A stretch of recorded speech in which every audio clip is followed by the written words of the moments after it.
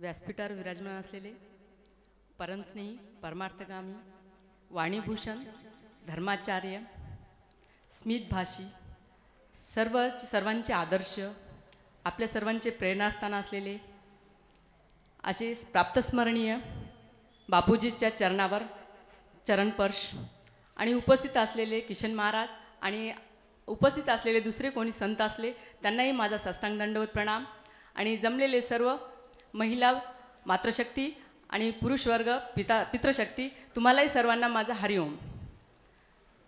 आज आपल्या सत्संगामध्ये आताच आपल्या एक बंधूंनी भजन म्हणलेलं आहे, मृत्यू मृत्यू आयुष्याला लागलेलं गोड फळ आहे हे त्यांनी आपल्याला जाणून दिलेलं आहे।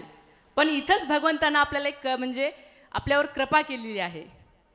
म्हणजे कसं आहे, म्हणजे भगवंताने आपल्याला मृत्यूला सोबत आपल्याला काही नेता येत नाही म्हणून आपल्याला या भजनामध्ये आपल्याला म्हणजे बोध झालेला आहे ते, आणि ते वास्तविक खरं सत्य आहे, त्रिकालबाधी सत्य आहे। आपल्याला एक नाही इथं भगवंत इतका छान वागलेला नाही, आपल्यासोबत खूप छान वागलेला आहे। जर अशी जर आपल्याला जर सोय जर केली असेल भगवंतानी आपल्याला काही नेण्याची, तर मनुष्य कुठल्या स्तरावर जात असेल ह्याला काही समजा सीमाच राहिलेली नाही। आज आपल्यासोबत काहीच नेता येत नाही, तर आज आपण म्हणजे कुठल्या प्रकारे वागतो आणि कुठल्या थरावर जातो। जर तशी जर सोय जर असली, आपल्याला नेण्याची काही सोय असेल, तर आपल्याला म्हणजे मनुष्याला वागण्याची मर्यादाच राहिली नाही। हेच आपल्याला भगवंताने आपल्यावर अनेक उपकार केलेले आहे असं म्हणायला काय हरकत नाही आहे। आणि दुसरं म्हणत आहे की नाही, म्हणजे असं आपल्याला की नाही, म्हणजे जेब में कफन है ना कब्रस्तान में आरमारी है, म्हणजे आपल्या मृत्यूसोबत जे आपल्याला जे कपडा बांधता कफन, त्याला काय आपल्याला खिसा नाही, आणि स्मशानमध्ये काय की आपल्याला जाऊन नेऊन ठेवायला काय आरमारी नाही आहे, असं आहे। म्हणजे मृत्यू आहे की नाही इतकं गोड फळ आहे। तर त्याच्यासाठी काय सांगलेले आपल्याला सत्संगामध्ये नेहमीच सांगतात की बाबा जो जिंदा है जो जिंदा है वो झुकता है, जो जिंदा है वो झुकता है, जो मुर्दा आहे हो आकडता आहे। म्हणजे तिथंच म्हणजे आपला परिचय मिळते। म्हणजे आपण जर आहे की नाही आपल्याला ज्ञान झालं तर नक्कीच तो आहे की नाही माणूस नम्र होतो, आणि आहे की नाही आपण जिवंत असलो की नम्र होतोच, आणि जे मृत्यू आहे ते आकडताच असते त्याला, असं आहे त्याचं मृत्यूचं गोड फळ आहे। आणि आपल्याला सत्संगामध्ये काय म्हणजे एक महिलाला बोलण्याची समजा महाराजांनी संधी दिलेली आहे। म्हणजे कसं प्रत्येक महिलामध्ये काहीतरी गुण असतो।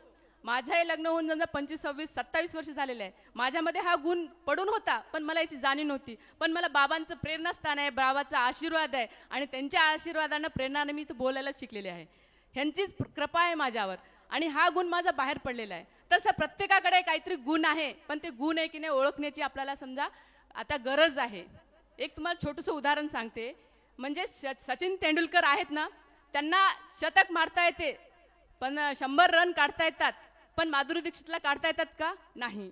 म्हणजे सचिन तेंडुलकरला सारखा म्हणजे शतक काढू शकतात, माधुरी दीक्षित सारखा त्याला ठुमका मारता येत नाही। माधुरी दीक्षित सारखा ठुमका आहे की नाही लता मंगेशकरला देता येत नाही। लता मंगेशकर सारखं गाणं समजा अशोक सराफला म्हणता येत नाही।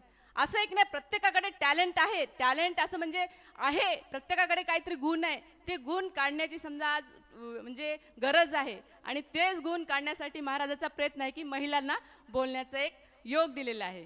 आणि आणखीन मला 2च मिनिटं सांगले, त्याच्यामुळे मी माझ्या वाणीला मी म्हणजे बोलून विराम करते। पुन्हा एकदा महाराजांच्या चरणावर नतमस्तक होते, आणि तुमच्या सर्व सत्संग परिवाराला मी एकदम हरिओम म्हणते आणि माझ्या वाणीला विराम देते। दंडवत प्रणाम।